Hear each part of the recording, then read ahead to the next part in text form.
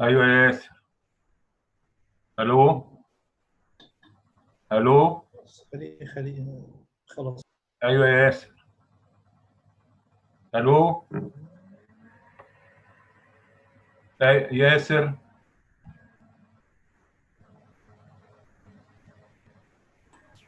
الو، السلام عليكم يا دكتور محمد. عليكم السلام. محمد ثابت. اهلا يا محمد. السلام عليكم دكتور محمد، ما اعرفش حضرتك سامعني ولا لا. الصوت مش واضح، انا مش سامع الصوت بتاع حضرتك.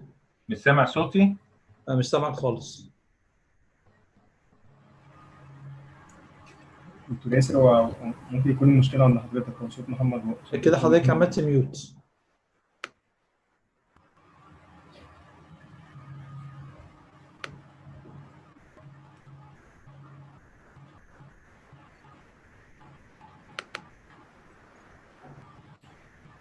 سامعني كده؟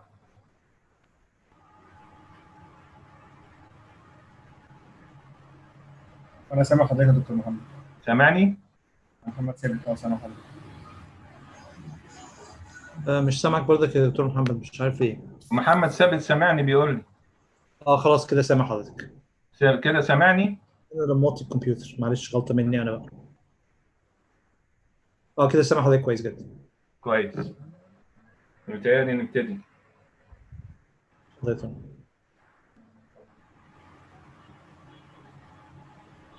So our subject tonight will be bradyarrhythmia and pacemaker therapy.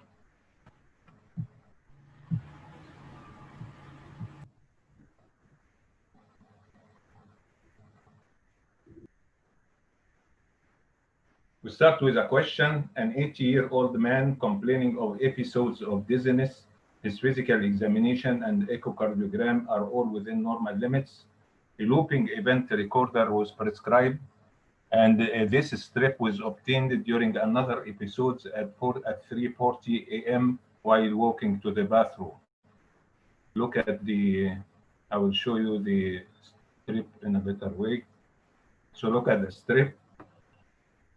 And then the question is, what is the next most appropriate step in the management of these patients? Is it amiodarone 200 milligrams daily, catheter ablation for atrial fibrillation, VVIR pacemaker implantation, DDDR pacemaker implantation, or a bedside commode? Now, if you look at the electrocardiogram, the first two beats are actually atrial fibrillation. And then you get a pause, and then you get a sinus rhythm. I will try to move the pictures here to the right so we can see a sinus rhythm. So this is an important point.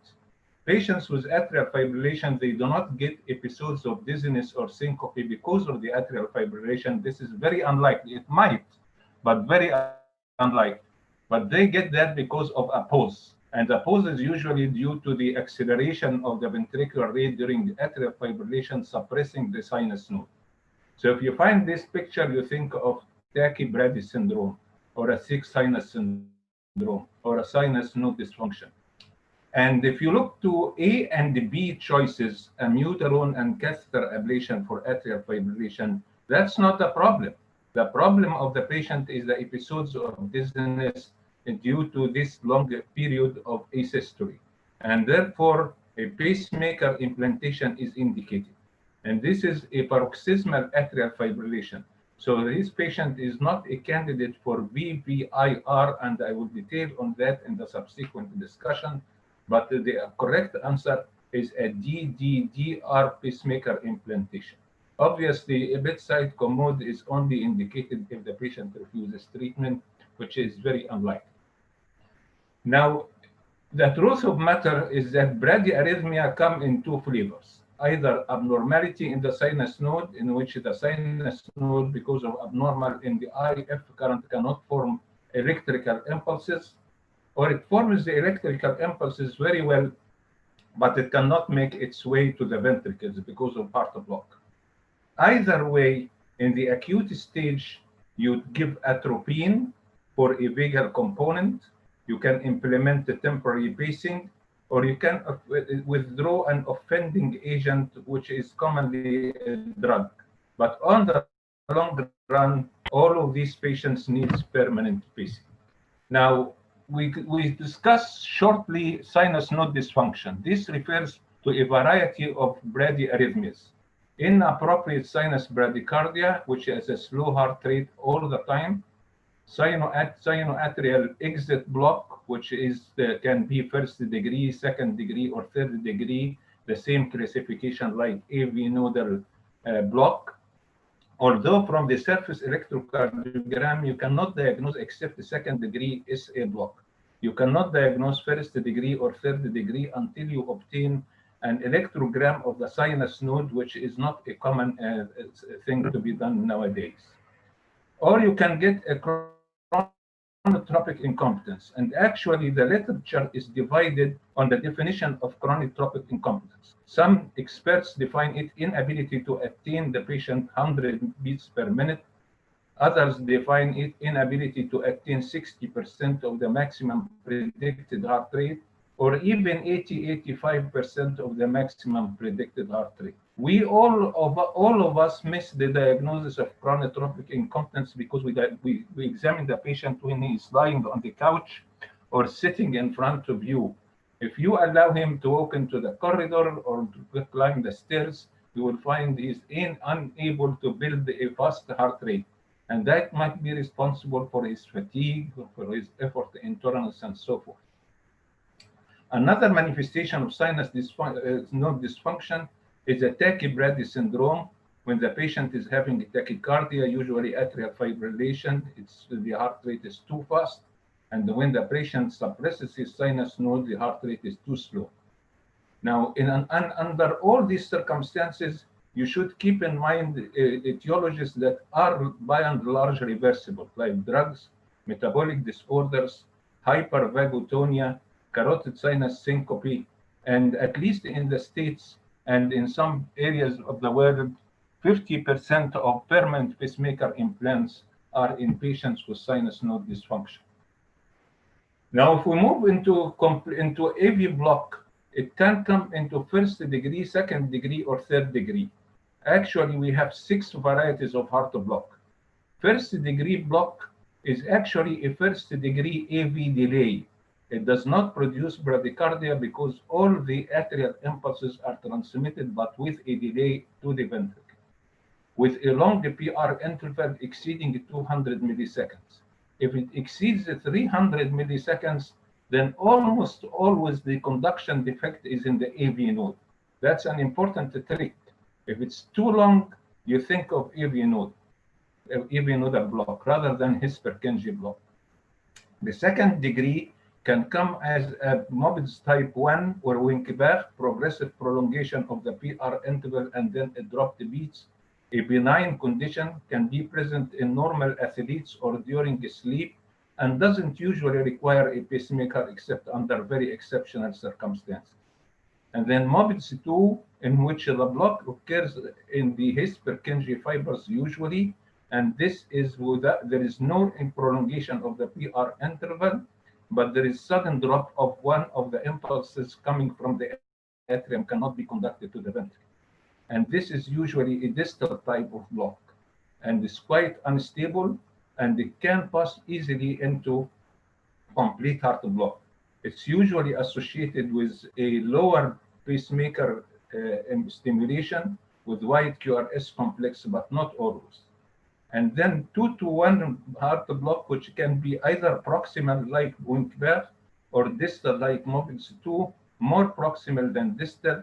And then missed on this slide is advanced degree of second degree heart block, and the advanced degree is 4-to-1, 3-to-1, 5-to-1, and so forth. And then we can get complete AV dissociation with the V's less than the A's, a third degree heart block. It's very important not to rush and implant a pacemaker in every condition of heart block. You have to look for reversible causes and specific causes that are treated otherwise, including Lyme's disease. Remember, Lyme's disease has been repeatedly described in Egypt.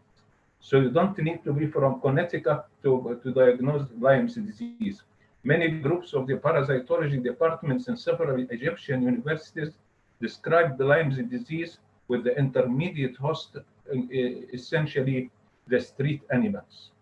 You can get it from acute myocardial infarction, and you can get it, as we mentioned before, from sarcoidosis. In patients with sarcoidosis, if you feel that you need a pacemaker, you usually implant a defibrillator, because I told you before that patients with sarcoidosis are prone to heart block as ventricular arrhythmias.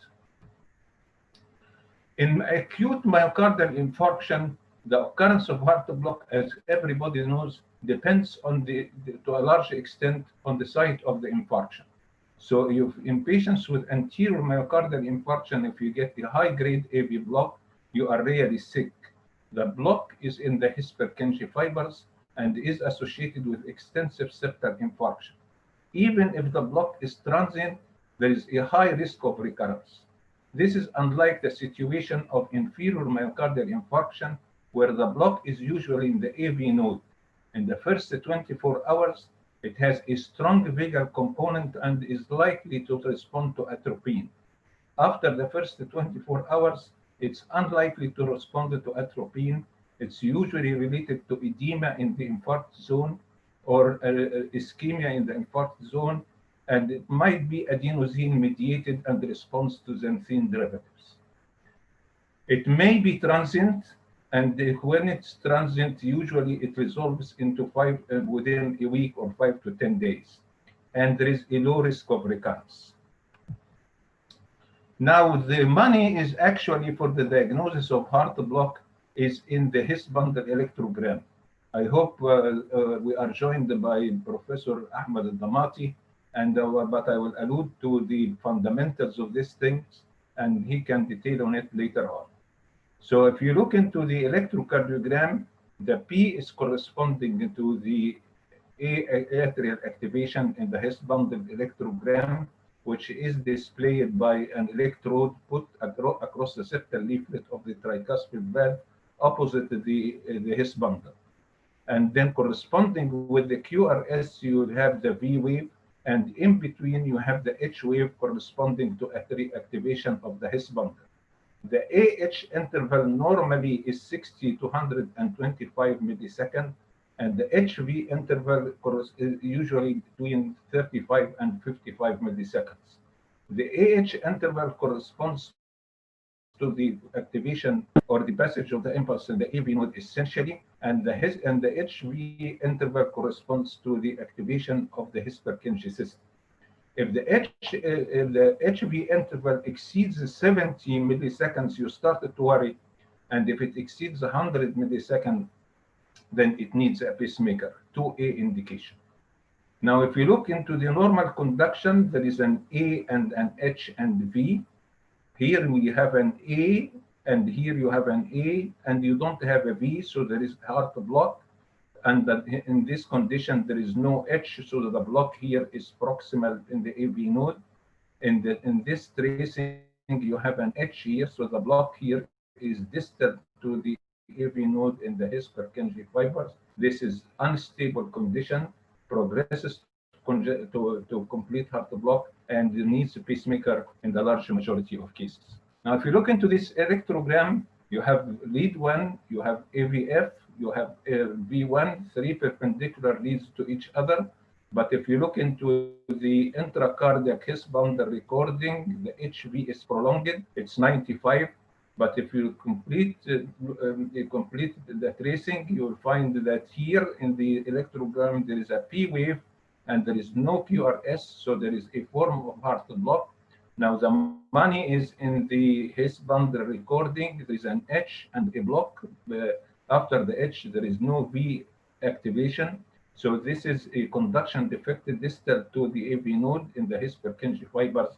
That's a serious situation and a strong indication for pacing.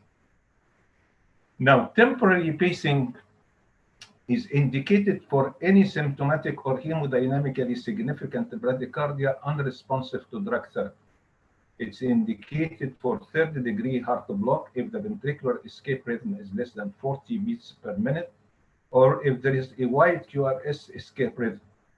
Patients with drug, not hereditary, with drug-induced torsades ones, as we pointed last time, are bradycardia dependent. You need temporary pacing to accelerate the heart rate, so to obviate the dispersion of the QT complex intervals. And you need it in high-risk patients with acute myocardial infarction. Actually, temporary pacing in acute myocardial infarction, the guidelines is very liberal because of the unstable situation, in contrast to the indication of permanent pacing in acute myocardial infarction. So if you look into these indications of temporary pacing in acute myocardial infarction, it includes almost everything more than single fascicular block or first-degree block. So it's the same indication which has been indicated in the 2004, 2012, and 2018 didn't change because there is no much research in this area. So you get temporary pacing indicated if there is symptomatic bradycardia, if there is newly acquired or age-indeterminate bundle branch block, if there is an old bundle branch block and a new fascicular block. Obviously, if there is alternating left and right bundle branch block, this is a serious situation. So you need a transvenous pacing because it's more stable than the transcutaneous pacing. You need a transcutaneous pacing if you have an old bundle branch block and first-degree AV block, an old or new fascicular block with first-degree block, type 1 second-degree AV block, and type 2 second-degree AV block, and complete heart block. Obviously, you need a transvenous pacing under these circumstances. Now I move to the pacemaker code. It has been modified a little bit in the last decade. The original code, it was composed of 5 letters. Now we use 4 letters only. The 5th letter is now a description for the ICD and has been removed completely from the description of the pacemaker. The first letter corresponds to the chamber pace, V for ventricle, A for atrium, D for dual, and O for none. And the second is the chamber sensed, again the same, V for ventricle, A for atrium, D for dual, and O for none. And the third is the response to sensing, triggered if you have an impulse in one chamber, triggers the impulse in the other chamber, inhibited or dual or none.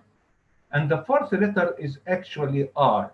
All of this has been removed completely because all the pacemakers available now are multi-programmable and they are communicating.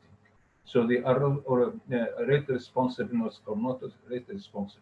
So we have 3 letters and an R occasionally, and we don't have the 5th letter, which is now a description for the ICD. Now let us spend some time about the timing of the pacemaker, which is a very important subject. Now in the VVI, which is a ventricular inhibited pacemaker, we program something called the lower rate limit. The rate beyond which the patient goes with his native rhythm, and under this rate starts to pace. So here we have an ECG, and here we have a ventricular electrogram. There is no atrial electrogram because this pacemaker does not contain a lead in the atrium. It contains one single lead in the ventricle. So here this complex is a junctional complex or a ventricular event sensed by the pacemaker. There is a timer in the pacemaker which brings the timer to 0 when it senses anything, and then it starts to count 1000 milliseconds. Where did we bring the 1000 millisecond? 60,000, which is the number of seconds in one single minute, divided by the lower rate limit, which is 60, is 1000. So if there is 1000 milliseconds elapses, if nothing is felt during this period, then the pacemaker throws a spike and paces the ventricle. Now here there is an atrial event. Obviously, the pacemaker will not feel this atrial event because there is no atrial lead. And then after this spike, the pacemaker timer will come down to 0 and start to count 1000 milliseconds. But after 800 milliseconds, there is a junctional beat felt by the pacemaker lead in the ventricle, which brings the V timer to 0 and then starts to count 1000 milliseconds. Nothing happened. There is an electrical activity in the atrium, not sensed because there is no lead in the atrium. And then we get a spike and pacing the ventricle. And then after that, the pacemaker starts to count to 1000 milliseconds. And after the 1000 milliseconds, will throw a spike. But at this time, another junctional complex was felt by the pacemaker. So it stopped at 850 milliseconds and brought the V timer to 0. So as you see here, the pacemaker in VVI always paces at the lower rate limit, never exceeds that. This is in contrast to the situation with the DDD pacemaker, which has a tracking function, and it tracks the atrial activity, and it doesn't have one clock like the VVI pacemaker. It has two clocks. It has a clock which indicates the AV clock, which corresponds to the PR interval, and it has another clock which is a VA clock, or the atrial escape interval, which is the interval that elapses from the sensed or paced ventricular activity to the next atrial paced activity. It has an up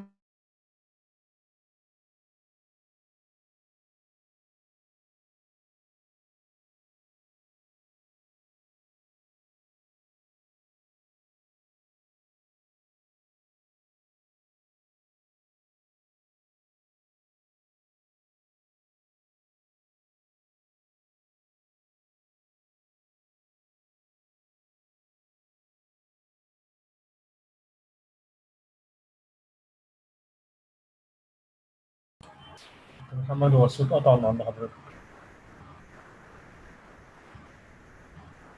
محمد، حضرتك سامعنا؟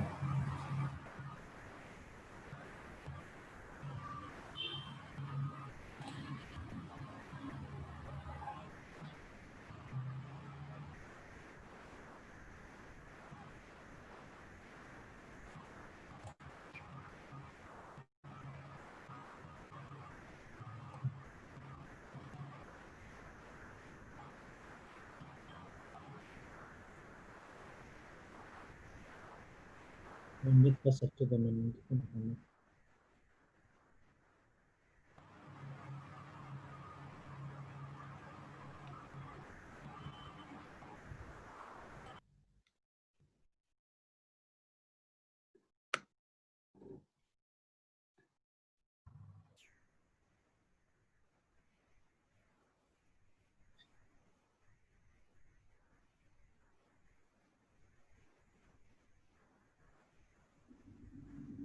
محمد حضرتك سامعني؟ سامعك.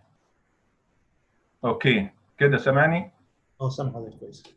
So if you look again to this, this is the dual chamber pacemaker. At the top here we have an ECG. In the middle we have an atrial electrogram, because this is a dual chamber pacemaker. And below it you have a ventricular electrogram. Here we have a sensed ventricular event. We program a lower rate limit here as 60 beats per minute. We program an upper rate limit depending on the age of the patient and the comorbid conditions. Here we programmed 820. We programmed something called the PVAR, or the post-ventricular effective refractory period, or as they call it frequently, post-ventricular atrial refractory period, programmed in this person as 250 milliseconds, and we program an AV delay of 200 milliseconds. Here there is a ventricular impulse sensed by the pacemaker, brings the V timer to 0. Then we started to count 800 milliseconds. Where did we bring the 800 milliseconds? This is a lower rate limit of 60. So the VV interval before, but we have an AV delay of 200 milliseconds. So 1000 minus 200 milliseconds is 800 milliseconds. So after 800 milliseconds, nothing is felt by the pacemaker, atrial or ventricular leads. So there is a pacing of the atrium. After pacing into the atrium, the AV clock starts to work, counts 200 milliseconds, which is the AV delay. If nothing is felt, we throw a spike and we pace the ventricle. After we pace the ventricle, the ventricular timer goes down to 0, and then we start to count to 800 milliseconds to activate the atrium. But here an atrial event occurs. Whether this is a sinus beat or an atrial premature beat, it happened after 600 milliseconds. So it is sensed by the atrial electrode. It brings the atrial electrode to 0, the AV clock to 0, and starts to count 200 milliseconds, which is the AV delay. Nothing is felt by the pacemaker, so it throws a spike and activates the ventricle. Now, after that, the VA timer is brought down to 0 and starts to count 800 milliseconds. It brings the V timer to 0 and starts to count 200 milliseconds. But before the lapse of the 200 milliseconds, a ventricular impulse has been sensed because this atrial activity has been conducted through the normal AV conduction, felt by the pacemaker, brought the V timer to 0 and starts to count 800 milliseconds again. Nothing happened. So there is a pacemaker spike activating the atrium. And then before the lapse of 200 milliseconds, which is the programmed AV interval, we get conduction of the next of the QRS complex through the native conduction system. So as you see here, we have 4 complexes. The 4 complexes, all of them represent normal dual chamber activity. We have here pacing in the atrium and pacing in the ventricle, sensing in the atrium and pacing in the ventricle, pacing nowhere because we are sensing the atrium and sensing the ventricle, and here we are pacing the atrium and sensing the ventricle. All of them are normal. An important point here, if you look to this cycle is 600 milliseconds. So it's for the first time we are pacing here at more than the lower rate limit. In VVI pacemaker, we can never pace more than the lower rate limit. But because we are tracking the atrium, if the atrial activity is is faster, then we tracking the atrium will result in pacing the ventricle at more than the lower rate limit. Now, having said that, we look into a more complicated situation.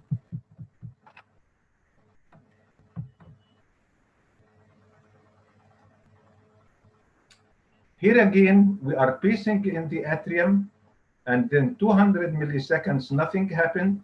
Then we throw a spike into the ventricle, brings the V timer to 0, and starts to count 800 milliseconds.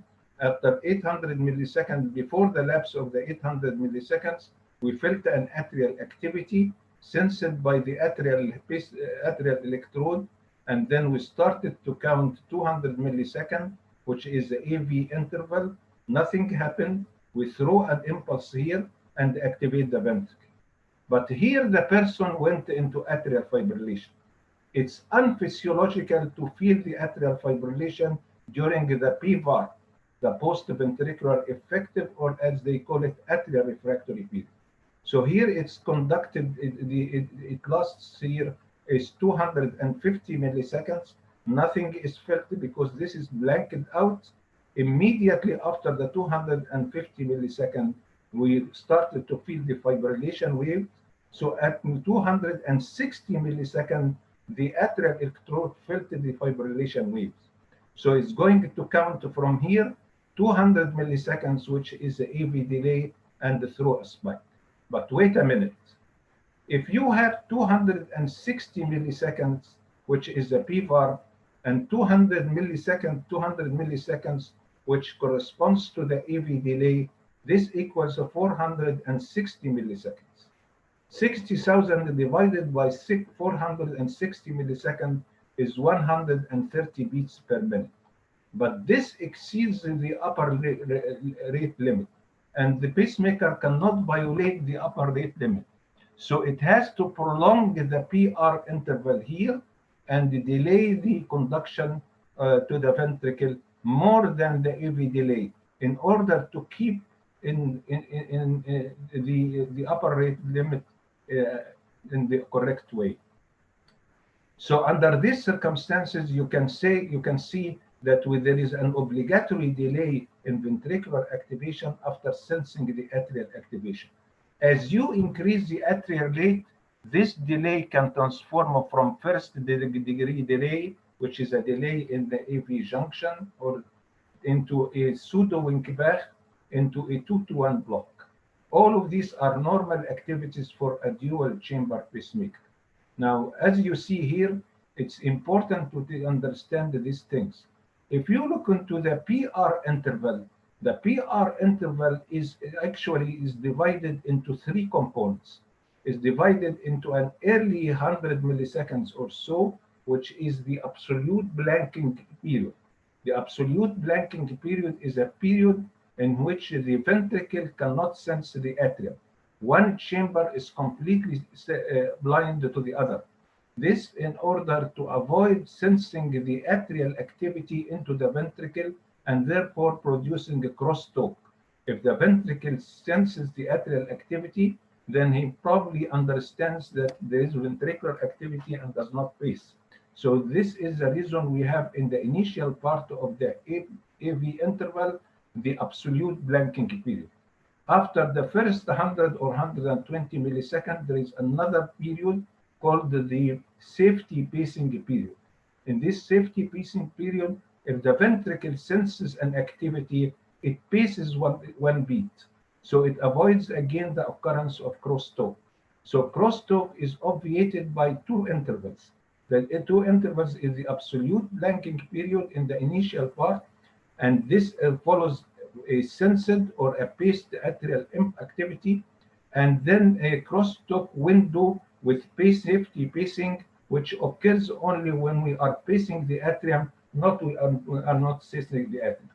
And then the last part of the AV interval is the third component, which is an alert period in which a ventricular activity is not sensed at all, to give a space for the natural ventricular activity or the paced ventricular activity to occur.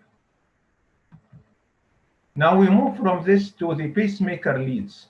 Actually, we have 2 varieties of leads. And recent pacemakers, you can change the bipolar lead into unipolar lead under certain circumstances.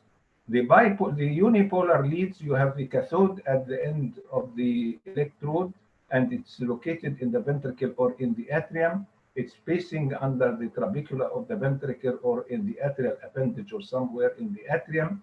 And because the electrons have to go somewhere, it goes to the pacemaker can, which is a titanium can, hermetically sealed and containing the components of the pacemaker.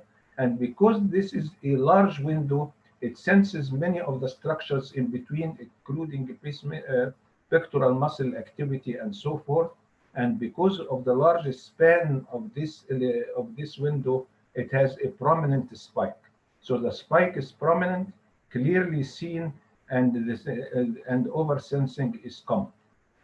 This is in contrast to patients with bipolar pacing, which are more frequently used nowadays, in which the cathode is located at the end and just a few millimeters proximal to it, there is the anode, and the electrons pass between the cathode and the anode.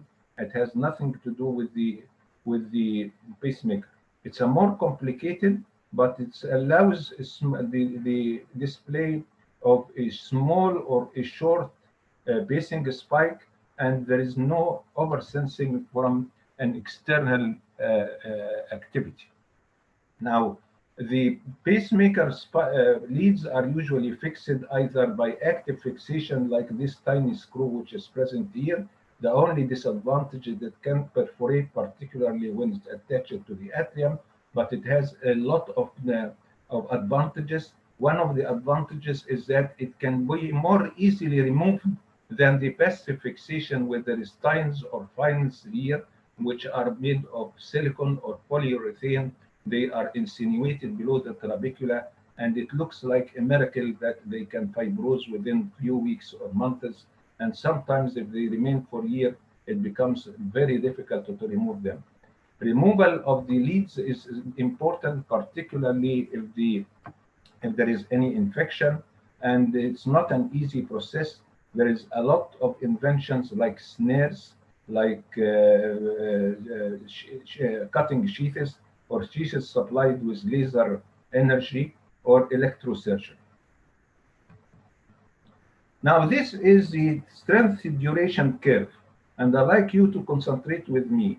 This shows the relation between the duration of the pulse impulse or the pulse width and the stimulation threshold in volts. And if you look here, as you go into infinity with the pulse width or a very wide pulse width, the threshold, the activation threshold in volts is called the rheobase. So the rheobase is a stimulation threshold. If you double the rheobase and you jump here, double the rheobase, and then look at the time at which the rheobase consumes to activate, this is called the chronaxy. And the chronaxy is the ideal time to pace the heart, ventricle, or atrium in order to save the battery power. So, usually the manufacturer supplies you with a chronaxy in the range of 0.4 to 0.6, or on the average 0.5 millisecond. And most of the implanters usually use the manufacturer pulse duration. But this is the scientific basis of choosing 0.5. It's the chronaxy, which is the time required for double the rheobase to capture. You like to be up here because anything above this line is likely to capture. You don't like to be down here. If anything below this line of the strength duration curve, it's not likely to capture. So it's very important to understand this part. Now we move from capturing into sensitivity. It's a programmable function of the pacemaker. If you put the sensitivity is the ability of the device to see the different complexes. We like for the device to see the QRS and not to see the P wave or the T wave. Now, if you program the device so very sensitive, that the sensitivity is low here, then it's going to sense everything. So it's going to sense the T wave as well as the QRS complex, and the pacemaker does not distinguish between this, so it's going to double count the heart rate. But if you put the pacing threshold into a higher number, that's a low sensitivity, it's not going to sense anything. So we put it here in the middle, like something like 2.5 millivolt. Under these circumstances, it will not sense the T wave, but it will sense the QRS. Now we come to the fourth letter, which is R. This R corresponds to rate responsiveness. It's usually chosen in patients with sick sinus syndrome, whether we are using DDDR or atrial pacing AAIR, and it's in patients with the permanent atrial fibrillation or long-standing atrial fibrillation, you cannot pace the atrium, so there is no point in putting an electrode in the atrium. So we use a VVIR, which increases the heart rate during exercise. How the pacemaker knows that you are exercising? Well, the commonest way is vibration. There is a piezoelectric cell which is welded to the inside of the can of the pacemaker. If you vibrate, it increases the ventricular pacing.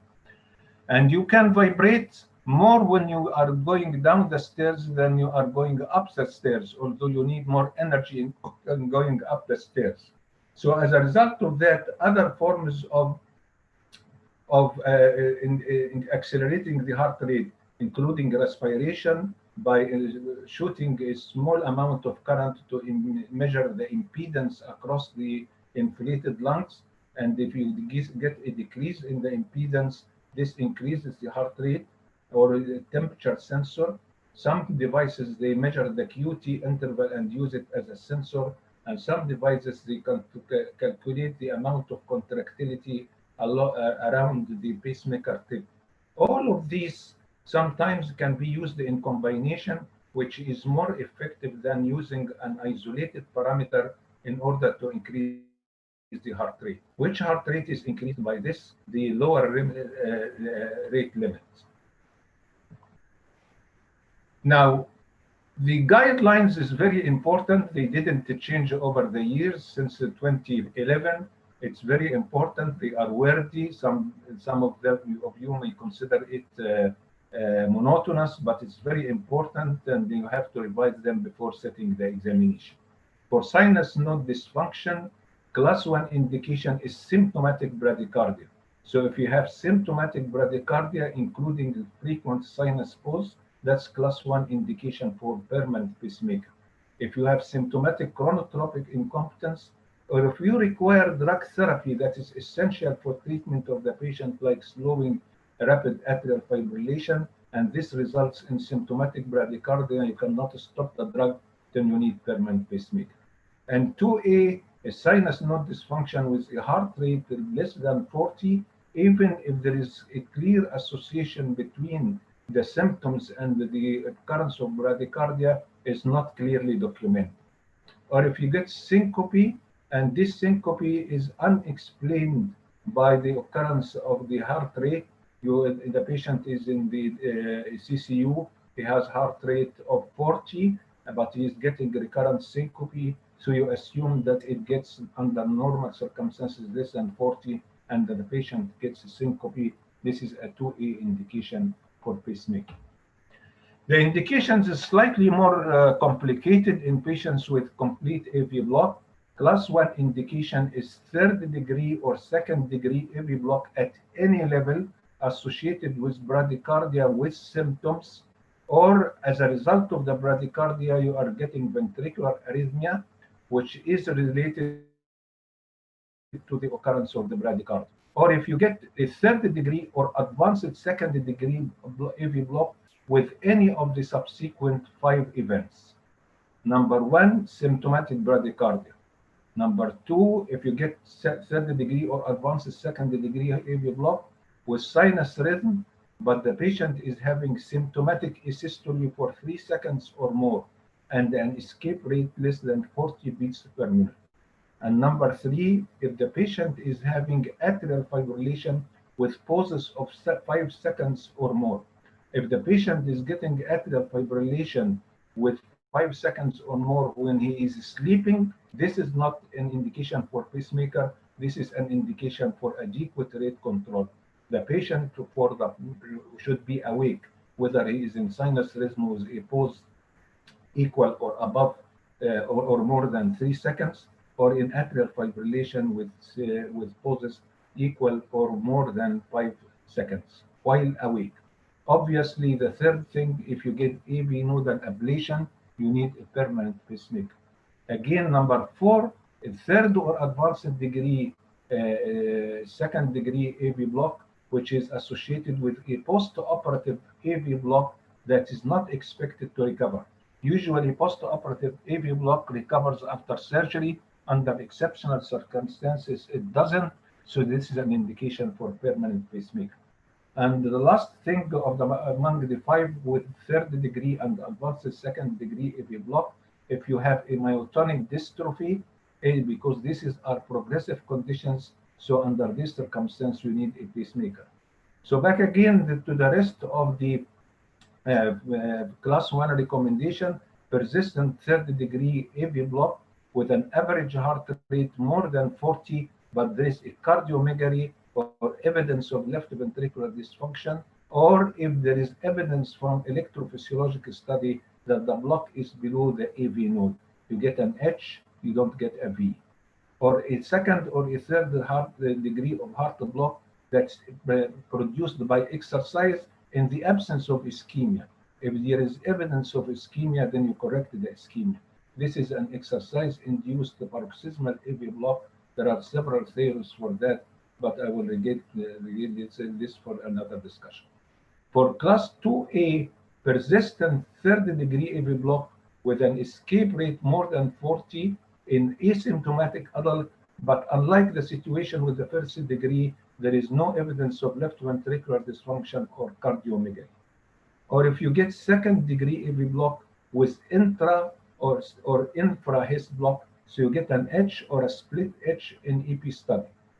Or if you get first degree, this is the first time we mentioned first degree or second AV block, but the PR interval is so long that it falls on the preceding QT interval and it produces manifestation similar to the pacemaker syndrome. You get contraction of the atria against the closed AV valves, the atrial pressure rises, produce congestive manifestations, throbbing in the neck veins, hypotension, elevation of BNP, which produces vasodilatation and syncope. Or if you get asymptomatic type 2 second-degree AV block with narrow QRS, this is very rare, but it happens, and if it happens, it is a 2A indication for pacemaker. For bifascicular block, if you have type 2 or advanced second degree or intermittent third degree with bifascicular block, this is an indication. And obviously, if you have alternating bundle branch block. And this 2A, if you get syncope when other causes have been excluded. So the patient has syncope, you take him to the EPS, you induce ventricular tachycardia. There is no ventricular tachycardia, but he is having bifascicular block. So you assume that he is getting more complete heart block responsible for syncope, indication for pacemaker with the concept of 2A indication. Or if there is an incidental finding during APS, the HV, as we indicated before, is more than 100 milliseconds, equal or more. Or if you physiologically pace the atrium at a rate of 120 or less, and as a result of that, you get an infra-His block, this is again an indication. Now, in patients with acute myocardial infarction, you remember the temporary pacing is very liberal, but here is very conservative. Or a bifascicular block, or even a trifascicular block, you should get some form of AV block. So it's indicated class 1. Permanent ventricular pacing is indicated for persistent and symptomatic second or third degree AV block, or persistent second degree AV block in the His bundle His Purkinje system, or third degree AV block within or below the His Purkinje system, or a transient second or third degree infranodal block associated with bundle branch block. If the site of block is not certain, you do an APS. So always you should get a form of AV block and not just a bundle branch block or a fascicular block. Carotid sinus hypersensitivity, you should get syncope, whether this syncope is occurring spontaneously associated with ventricular asystole more than 3 seconds, or you get it provocable by compressing or rubbing the carotid sinus and producing a 3-second or longer a cardio-inhibitory response. Having said that, we move into the second question. A 90-year-old woman comes to your office for a pacemaker check. Her pacemaker is found to be working perfect. Her sensing and pacing parameters are excellent and stable. Her pacing impedance is normal and has not changed from previous values. The lower rate is set at 60 beats per minute, and the electrocardiogram is shown here. I hope that shows, but I will help you. You'll find that this is a P wave and P wave, and this atrial rate here is 80. And there is here a 2-to-1 block, not a complete heart block. So as a result of that, the ventricular rate is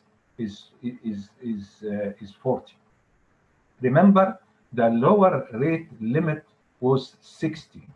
So the question is, if her pacemaker is indeed functioning normally, to which of the following modes the pacemaker is programmed? AAI, VVI, DDD, VET, or managed ventricular pacing? And I will tell you what's there. Now I'll go back to the electrocardiogram and tell me what is the mode of pacing in this patient. Obviously, you don't find any pacing spikes here. So what happened here? We are putting the pacemaker at 60 lower rate limit. Here, the atrial rate is 80. So there is no pacing in the atrium because the atrium the native atrial rate is higher than 60. So there is no need for the pacemaker to work.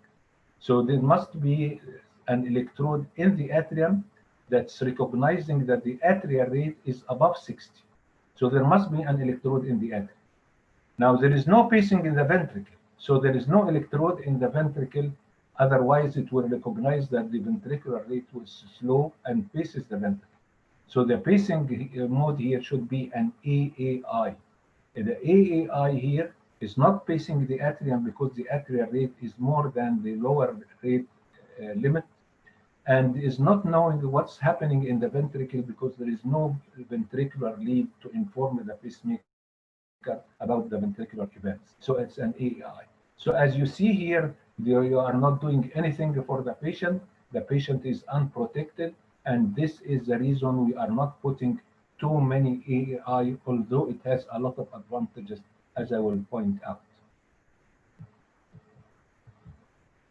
Now, what are the common pacing modes and how we select them? VVIR, there is no significant atrial contribution. It's generally chosen for permanent or persistent or long-standing atrial fibrillation with bradycardia. If you have a patient with VVIR pacemaker and he was tolerating it well without any problem, end of life came, and you want to replace the pacemaker, you can put another VVI. If the patient is an elderly individual with limited activities, lot of comorbidities, again, you require to insert a VVIR. Is a simple, quick, rapid, single lead insertion. Now, if you think of VVIR as the appropriate mode of pacing, nowadays you might think about transcatheter delivery of the leadless pacemaker. Leadless pacemakers, now we have a lot of varieties, a variety of leadless pacemakers. They are inserted transfemorally through the sheath. Their length varies between 2.5 to 4 centimeters, and they can function without having a lead. The weakest point in the chain of pacing is the pacemaker lead. Now, AAIR is commonly used in patients with sinus node dysfunction, provided that there is no evidence of AV nodal disease or Hesper-Kenji disease. Under these circumstances, we use AAIR.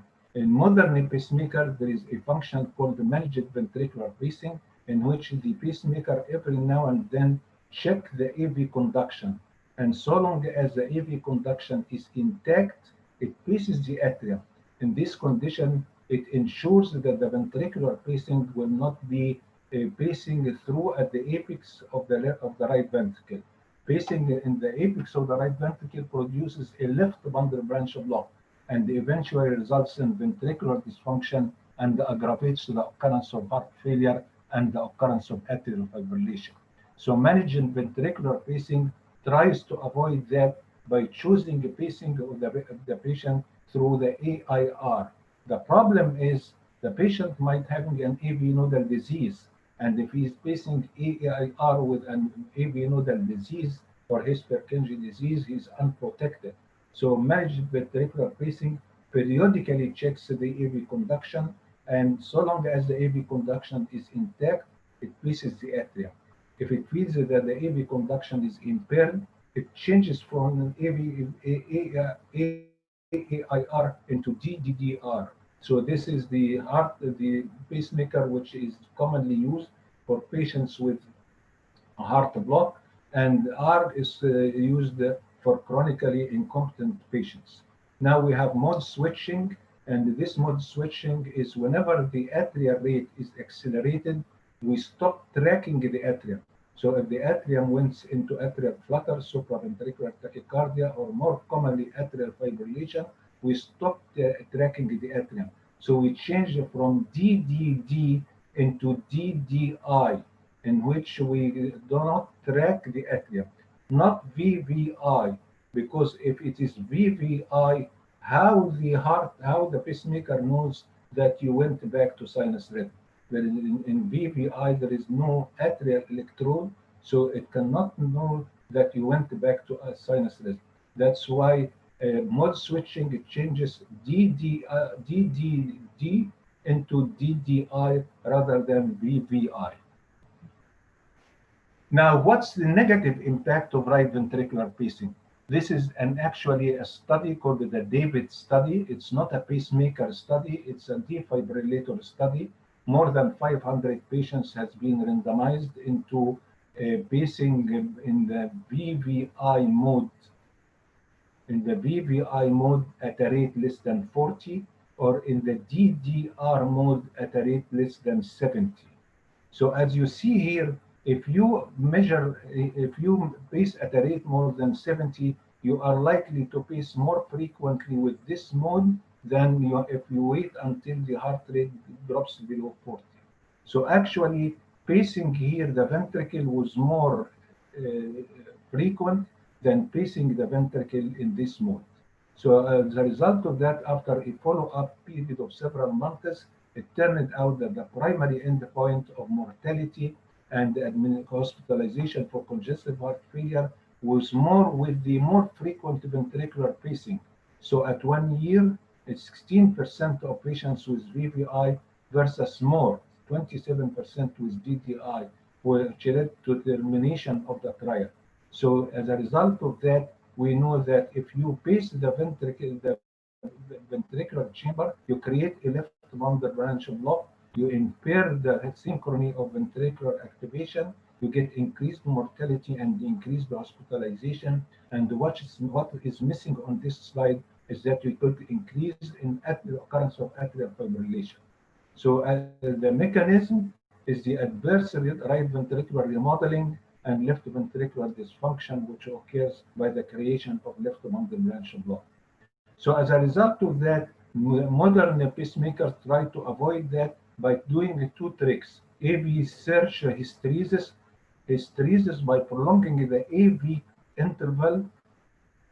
And if you prolong the AV interval, you allow the native conduction with a shorter PR interval, or the managed ventricular pacing, which I just explained, by every now and then checking the AV conduction, and once it is intact, you allow AAI pacing rather than DDD pacing. Third question. 75-year-old man comes to your office for routine pacemaker check.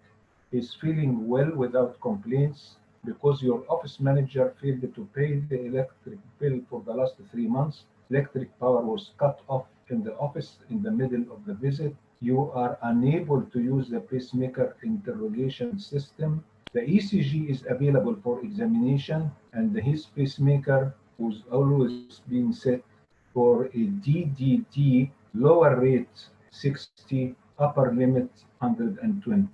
So this is the ECG. I hope it shows very well, but I will explain it. You will find here the native P wave, then a spike and pacing from the right ventricular apex.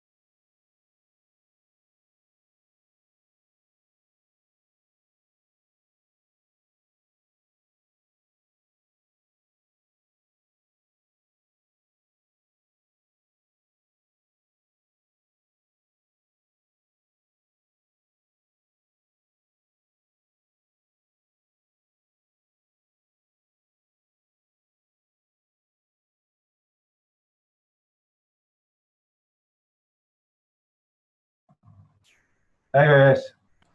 يا دكتور محمد هتسأل حضرتك، هو الصوت قطع وحضرتك بتشرح الاي سي جي. معلش I will show you the ECG again and approaching the end now, and it's appropriate. Is the ECG, I will show it again, but is the pacemaker is making appropriate atrial capture and atrial sensing for ventricular capture and ventricular sensing, or appropriate atrial capture and ventricular sensing for appropriate atrial capture and ventricular capture for appropriate atrial sensing and ventricular capture. Now back to the ECG.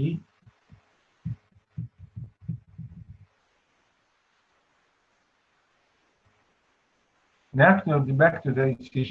Now the lower rate limit here was 60, but the atrium here is more than 60, so it's not being paced. But every atrial impulse is being sensed. There is no spike before it, and then the AV interval is being 100 to 200 milliseconds, and then there is consistent ventricular capture. So here we are pacing the right ventricular apex, producing a left bundle branch block. And as you see here, it's atrial sensing and ventricular capture. What about ventricular sensing? You cannot examine that because there is no native beat to know whether it's ventricular sensing or not. So the correct answer here is atrial sensing and ventricular capture. Now, how you evaluate a pacemaker? 5 steps. One step is missing from this slide. The first question you ask is the pacemaker is pacing, and you know that by finding a spike. If you don't find a spike, you put the magnet. If the spike appears, then this means that there is electromagnetic interference or there is a crosstalk. Then the second question, is it sensing? Is it sensing the ventricle and sensing the atrium? Is it capturing? Is it capturing the ventricle or capturing the atrium? Number 4, is the rate appropriate? And number 5, what is the problem? The problem can be under sensing, over sensing, non-capture, and pseudo malfunction. And I will go through this. This is an example of failure of capture. You get a pacemaker spike here, but there is no ventricular capture. And you get a pacemaker spike in the atrium here, and there is no atrial capture. Where is the problem? It can be in the can, it can be in the screw, it can be in the lead, or it can be because of a high threshold for capturing or dislodgement that can be seen radiologically, or a micro dislodgement which it can not capture but cannot be seen radiologically. And then we have oversensing. Oversensing is detected by the presence of a slow heart rate. You cannot know that there is oversensing unless you apply the pacemaker analyzer, a programmer, and then you will find that there is here the marker channel shows that you are ventricular sensing, ventricular sensing, ventricular sensing. There is nothing here to be sensing, so this must be something external. It can be something external like myopectoral activity, or it can be a part of the electrogram like feeling the T wave, or it can be an electromagnetic interference that I will come to shortly. Now, again, the problem here can be in the can, can be in the lead, can be in the contact between the lead and the ventricular myocardium. Under sensing, you get pacemaker spikes here where it should not be present. It didn't see here this complex, so there is a spike delivered during the post-ventricular atrial refractory period. Again, under this in this speed, didn't see this speed, so this is under sensing. Now, or you can get pseudo malfunction. What is pseudo malfunction? Is ECG findings that appear to the result of pacemaker malfunction, but actually the pacemaker is normal. There are 2 common examples for that. Pacemaker-mediated tachycardia, which is a reentrant arrhythmia in which there is dissociation between atrial and ventricular activity, like, for example, the occurrence of a PVC or a sudden interruption of atrial capture. As a result of that, the PVC will be conducted retrogradely to the atrium, sensed by the atrium since it falls outside the post-ventricular atrial refractory period, and then goes back, sensed by the atrial electrode, and then goes to activate the ventricle. Under these circumstances, you get a pacemaker ventricular tachycardia pacing with an upper limit corresponding to the upper rate limit. Now, this is different from pacemaker tachycardia. Pacemaker tachycardia includes pacemaker-mediated tachycardia, and this includes as well if you have a pacemaker tracking a rapid atrial rate, that's pacemaker tachycardia. And the third situation, if R is producing excessive vibrations or excessive rate responsiveness, so you get acceleration of the ventricular pacing as a result of that. But specifically, this is the pacemaker-mediated tachycardia.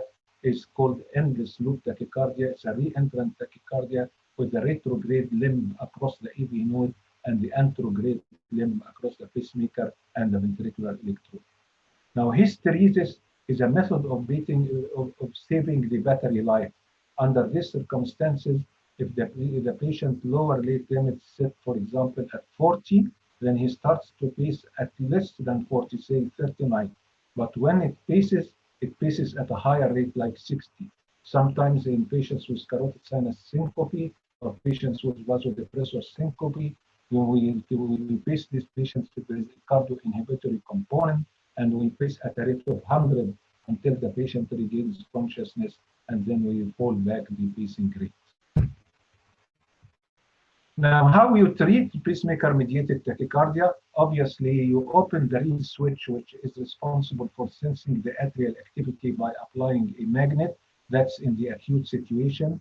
But chronically, the easiest method is to increase along the P-var, which is the interval in which the atrium is blinded for retrograde ventricular passage of the impulse, or you can stop the re-entrant circuit by applying some drugs to block the AV node, or you can use certain algorithms, like, for example, periodically increasing the post-ventricular atrial refractory period. If you get a PVC, then the pacemaker device automatically increases the P-var for one cycle.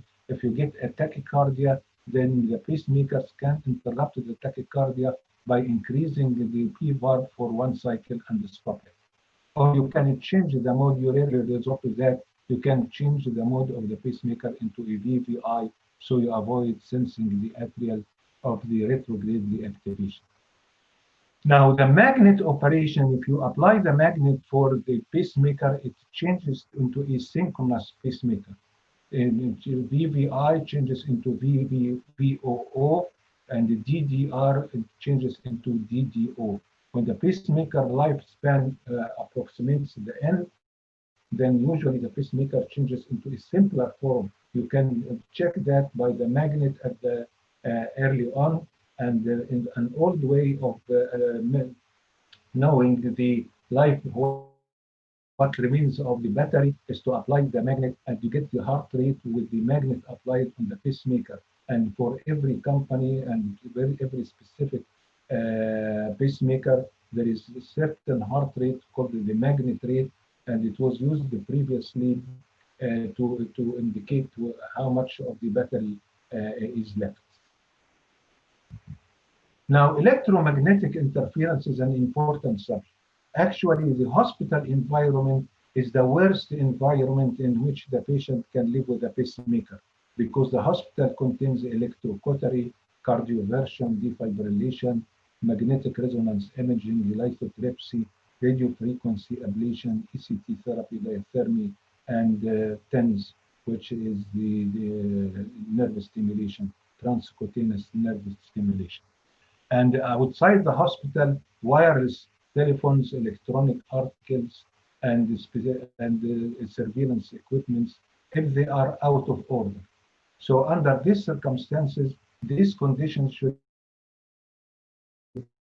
be looked for. Electrocautery, we get too many consultations from the surgeons about the use of electrocautery. It can be used safely if you use bipolar electrocautery, if you keep away from the pacemaker can, and if you use it episodically, not continuously.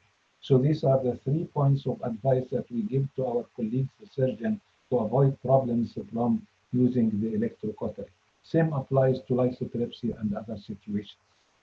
One problem of pacing is phrenic capture, whether by the atrial electrode or by the right ventricular apical electrode or left ventricular transvenous electrode, which is used in CRT. They can stimulate the diaphragm directly or indirectly through the activation of the phrenic nerve.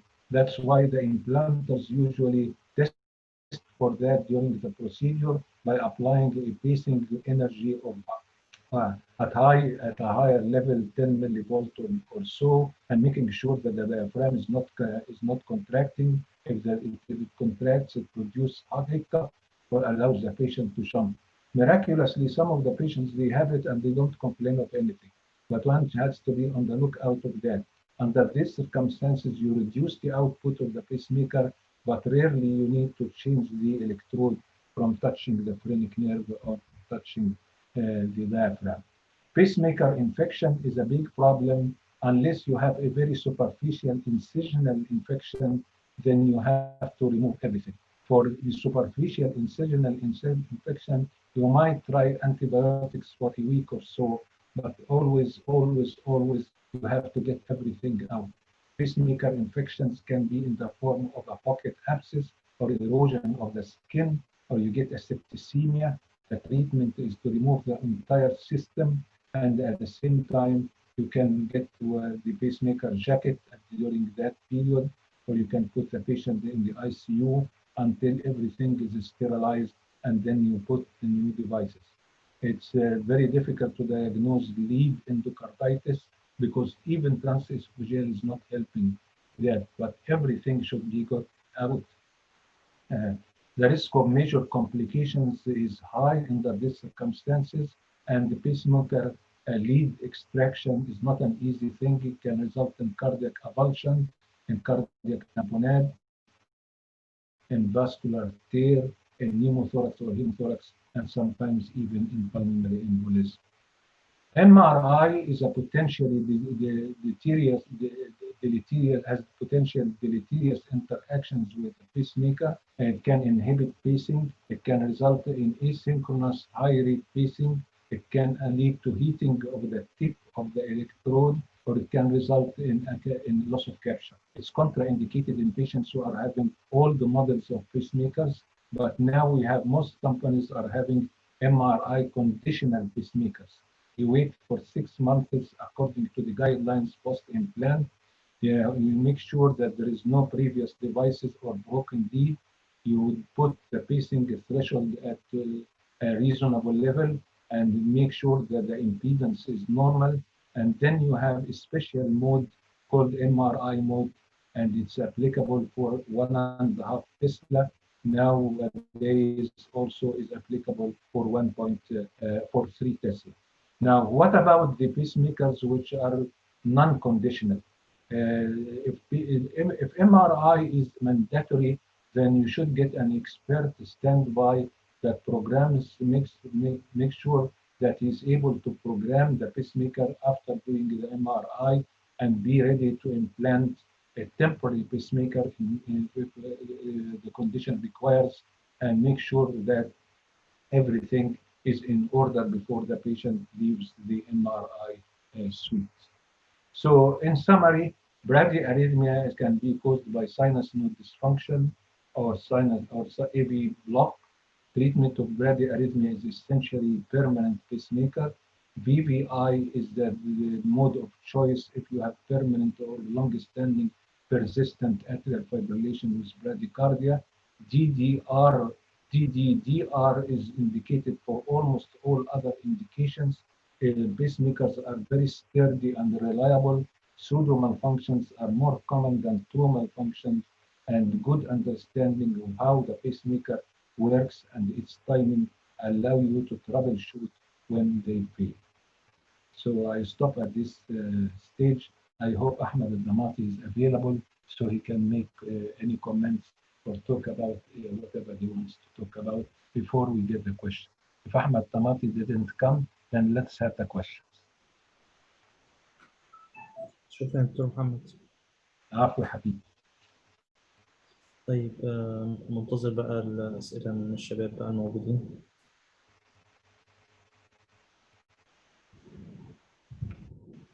احمد دلوقتي ما جاش؟ انا مش شايفه، انا بدور على اسمه مش شايفه. طيب ماشي، يبقى كل الكويشنز ليه.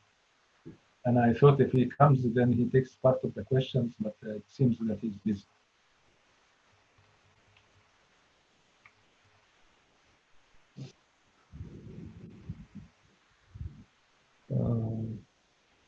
في سؤال عن السودو وينك باخ، حضرتك ممكن تإلستريت السودو وينك باخ ايه؟ السودو وينج باخ، احنا الفكره كلها انك الفنتريكولار بيس ميكر اللي هو of the DDD variety has the ability to track the atrial rate.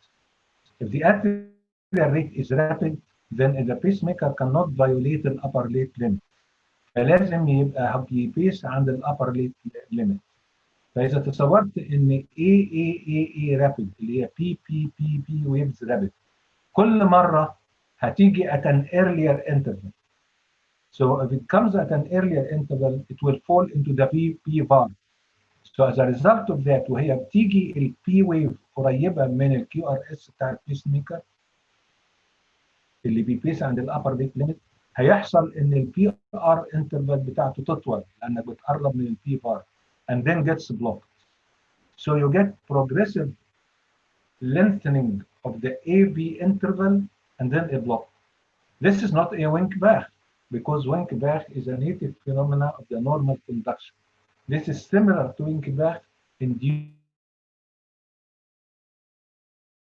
by failure of the ventricular activation to track the atrial activation because انك انت setting upper limit وبالتالي اتسمى سودو Wink-Bach. اذا هو الاتريال ريت زاد كمان تتقلب من الى 2 to 1 ليميت 120. الاتريال ريت بتاعي اقل من 120 والكوندكت 1 to 1. الاتريال ريت بقى اتريال فلاتر او بقى سوبرا فنتريكولار تاكيكارد او مور كومنلي اتريال فايبريليشن، يبقى الاتريال ريت زاد. يبقى في الحاله دي هي عندي مور بي اكتيفيشن ذان في اكتيفيشن. نتيجه كده ايه؟ ان البي ويفز او الاف ويفز او الفلاتر ويفز will come progressively closer للفنتريكولار اكتيفيشن. As it comes closer هم تبص تلاقي بيوصل بتطول البي ار انترفال.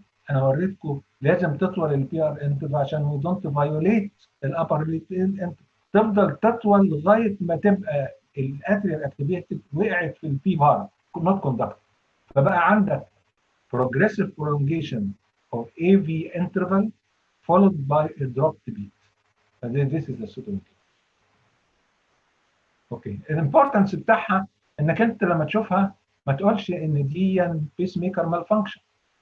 هيزيتيت فيري ماتش انك تشخص بيس ميكر مال فانكشن اذا كان البيس ميكر متركب كويس وخصوصا متركب من مده عشان ما فيش تقول ان في ديسلوجن.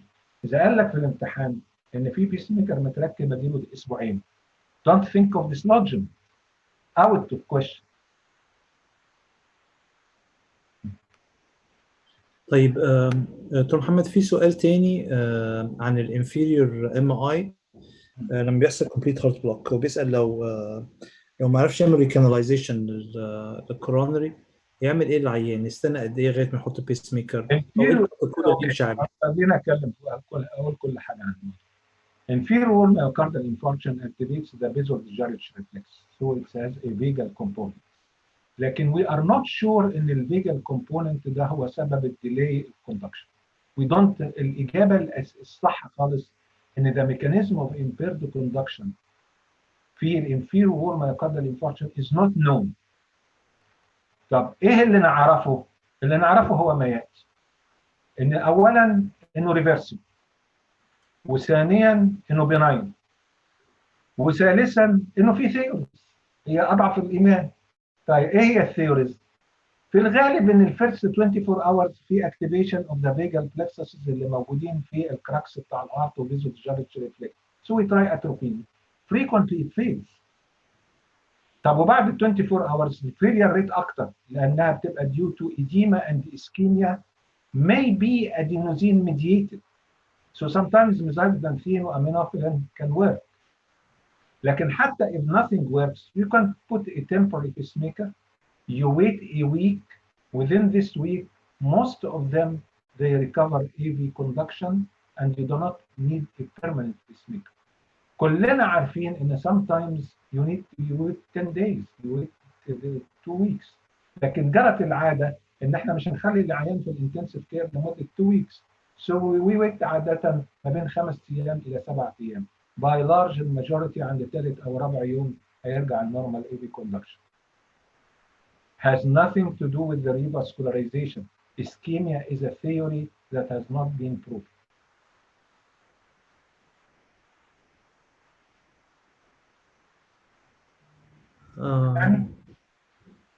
الدكتور وفاء بتسلم على حضرتك. انا بحاول اعمل لها انميوت بس كل ما اعملها انميوت هي ميوت تاني. خلاص يا فرق. اتفضلي يا دكتوره وفاء، حضرتك ممكن مساء الخير سعاده البيه. بس اسمك انا دوشه، مش عايزه اتعب حضرتك زياده يعني. ميرسي على المحاضره الجميله سعاده البيه. بس انا كان ليا سؤال how to suspect the malfunction of a pacemaker clinically. هل شكوى العيان ممكن تدايركت my attention ان البيس ميكر اللي اتركب ده فيه مشكله؟ احنا بنركب البيس ميكر رغم الانديكيشنز الكتيره دي كلها، لكن في الواقع ان هو بنركب البيس ميكر يا عيان عنده حاجه من اثنين، يا عنده سيمبتومز ونقصد يمكن السيمبتومز هنا سينكوب، يا عنده كونديشن ممكن تبقى مور ريسكي. يعني هاي فاسيكولار بلوك ممكن تقلب كومبليت هارت بلوك، عشان كده بنتكلم على باي فاسيكولار. فكل الاساس هو السيمبتومز. السيمبتومز هو سينكوبي والجريد اللي اقل من سينكوبي، يعني ديزنس نير سينكوبي. ده اللي احنا بندور. فالنمره واحد في الهيستوري هل العيان بيجي له سينكوبي ولا ما بيجيلوش سينكوبي؟ هل بيجي له ديزنس ولا ما بيجيلوش ديزنس؟ واخد بالك؟ نمره اثنين ان هو لو كانش العيان مركب له البيس ميكر عشان عنده سينكوبي، انما عنده موبيلز تايب 2 بلوك وما هياش ماديه للسينكوبي، ليه بركب له ولا ده؟ لان موبيلز تايب 2 بلوك ممكن تؤدي الى ثيرد ديجري هارت بلوك، فوقعت في الجروب رقم 2. يا بركب بسينكوبي يا بركب لحاجه متوقع لو اتثابت هتعمل هارت بلوك، هتعمل سينكوبي. في الحاله دي هي ان انا اوردينري اي سي جي اذا كان بقى الاوردينري اي سي جي موري انه نورمال كوندكشن والعيان عنده كومبلين بقى هولتر مونيتور. وي ار اندر يوتيلايزنج الهولتر مونيتور، وطبعا الهولتر مونيتور اذا كانت الموضوع انفريكونت بقى محتاج ايفنت ريكوردر وامبلانتابل لوب ريكوردر. من غير دول هم ما تقدريش تمارسي علم الاريثميا. عيانين كتير من اللي بيتركب لهم بيس ميكر الدرليز لهارت بلوك بيجوا يشتكوا من فاتيج، من شورتنس اوف بريث، وبيبقى الاليمنت اوف دايستوليك ديسفانكشن في الايكو فيري بروميننت. العيان البيس ميكر اللي مركب بيس ميكر دي وبيشتكي من فاتيج، نمره واحد اشوف البروجرام بتاعه هو كله ايه. ممكن الار مش موجوده وبالتالي يكون عنده كرونيك تروبيك انكومبتنس. ما عملتش الار اون، دي نمره واحد. نمره اثنين اللي هي مهمه جدا، بيس ميكر سندروم. بيس ميكر سندروم ده يؤدي الى فرايتي اوف كومبلينتس، من ابتدت ان هو فاتيج الى ديث، مرورا بكونجستيف هارت فيلير وهايبوتنشن وشوك. فالعيانين اللي هو مركب ديوال تشامبر بيس ميكر لازم ان انا افحصه. هل ديورنج الفحص ده عنده كانون اي ويفز؟ هل عنده ده اللي كنت عايزه حضرتك تقوله. كلينيكالي عندي ساينز ممكن تخليني اشك ان العيان اللي عنده مركب ديوال تشامبر بيس ميكر لو هو هايبوتنسيف افكر في بيس ميكر سندروم. لو عنده كانون اي ويفز افكر في بيس ميكر سندروم. لو هو عنده كونجستيف هارت فيلير ما كانش موجود قبل ما اركب البيس ميكر افكر في بيس ميكر سندروم. علاجها فيري سيمبل، you prolong the P valve. sometimes prolong the P valve مهما تبرولونج ما توديهاش. ليه؟ لان الريتروجريد بي ويف واقعه متاخره بعد البي فالف. الحل بتاعها سهل جدا، انك انت تقللي البيسنج ريت عشان تخليه بالنيتف ريزم. وانك تقللي الاوتبوت بتاع الفنتريكولار الكترود، وبالتالي cannot be sensed by the atrial electrode. يعني تطوير البي فارب هو الحل، لكن في حل ثاني غير تطوير البي فارب.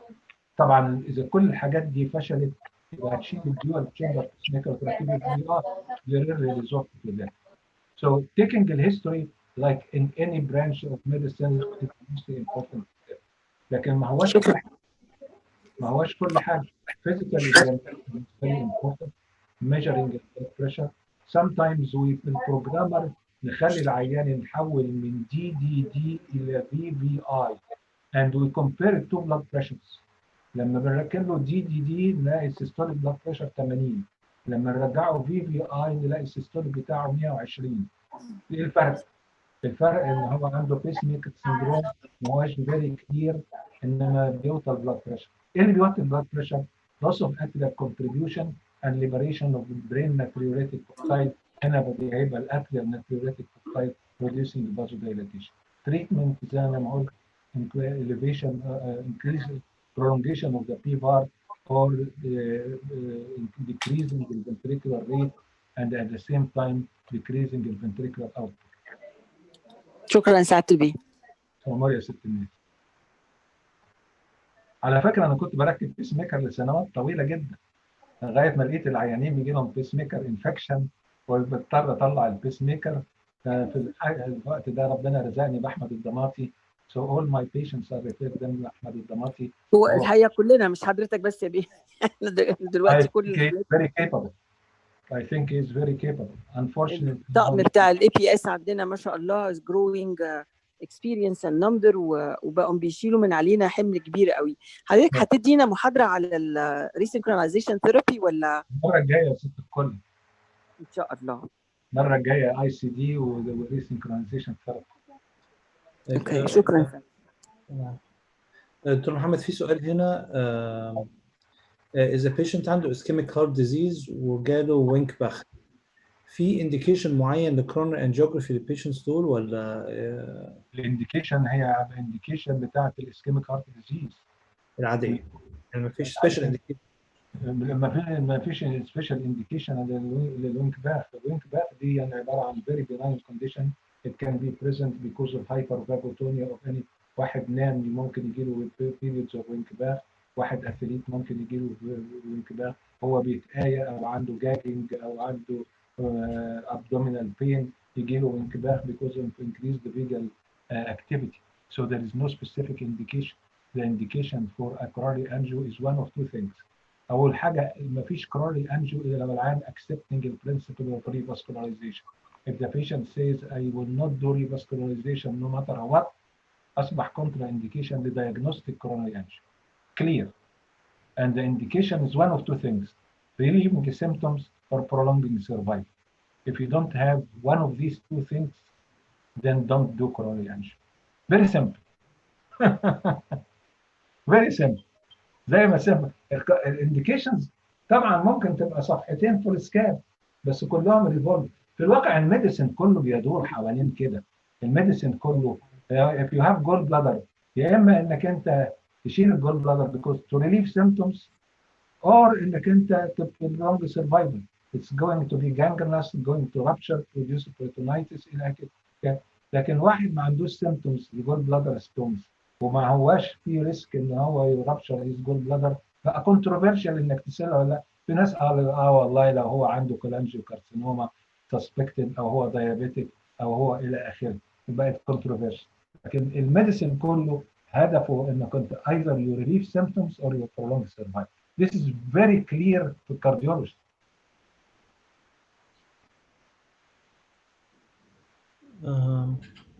So revascularization if we do coronary angio, not because that's going to improve وانتباه. We don't do this. The commoner question هو واحد عنده suspected ischemic heart disease أو confirmed ischemic heart disease and atrial fibrillation. Atrial fibrillation has nothing to do with ischemia. The indications is the indication of ischemia.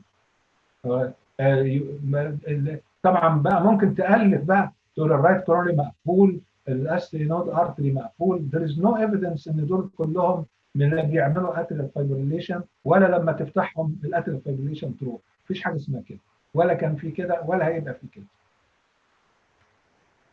هو كويس حضرتك قلت النقطه دي عشان حقيقي بشوفها كتير جدا حقيقي. طبعا كورونال انجيوجرافي في اتريال فايبريليشن اتريال فايبريليشن مفيش اسكيميا بيبقى كده بس انديكيشن في كورونال انجيوجرافي السلايد فايبريليشن. الاولاني اللي قلته النهارده سلايد مهم جدا. ليه بقى؟ لان احنا عندنا اتريال فايبريليشن بيخش الانتنسيف كير كتير لانه جاله سينكوب. السينكوب مش من الاتريال فايبريليشن، السينكوب من البوز اللي بعد الاتريال فايبريليشن. مهما كانت الاتريال فايبريليشن رابيد والventricular function is impaired, it's very rare to be responsible. So this patient you have to be cautious. لانك انت if you defibrillate him سواء electrically or pharmacologically, he might get into asystole for a long time. So you can do defibrillation. You can be prepared. انك انت ممكن تلاقي pause، يا اما انك انت transcutaneous spacing، يا اما stand by transvenous spacing، يا اما تركب له بقى transvenous spacing اذا كنت ما بتعرفش تركبهم بسرعه when demands when the condition demands that. تمام يا دكتور محمد. هو مش شايف في اسئله تانية، لو حد عنده اي حاجه تانية حقيقي ممكن يكتبها لي دلوقتي. أنا بس عايز أشكر الدكتور محمد ياسر وأقول له كل سنة وحضرتك طيب، وشكرا على المحاضرة والمجهودات العظيمة دي. ربنا يخليك يا دكتور. في انتظار حضرتك الجمعة الجاية إن شاء الله. ان شاء الله. we hope ان الانترنت ما تخذلناش. اي اسئله عندك تاني يا ياسر؟ لا خالص يا دكتور محمد، مفيش حاجه تاني خلاص. اوكي. I think ان الموضوع البيس ميكر ده موضوع مهم جدا، وسواء انك انت بتشتغل امبلانتر ديفايس امبلانتر او الكتروفيسيولوجيست او جنرال كارديولوجيست you should know fundamentals. You cannot say everything طبعا، ولا مفروض تعرف everything، ولا حد هيعرف everything، لكن الفاندامنتالز اللي احنا قلناها دي is sufficient to answer the examination and to practice reasonable medicine and to communicate with the electrophysiologist and the device implanter in a scientific way. شكرا جزيلا وتصبحوا على خير. شاكرين جدا دكتور محمد، شاكرين جدا جدا.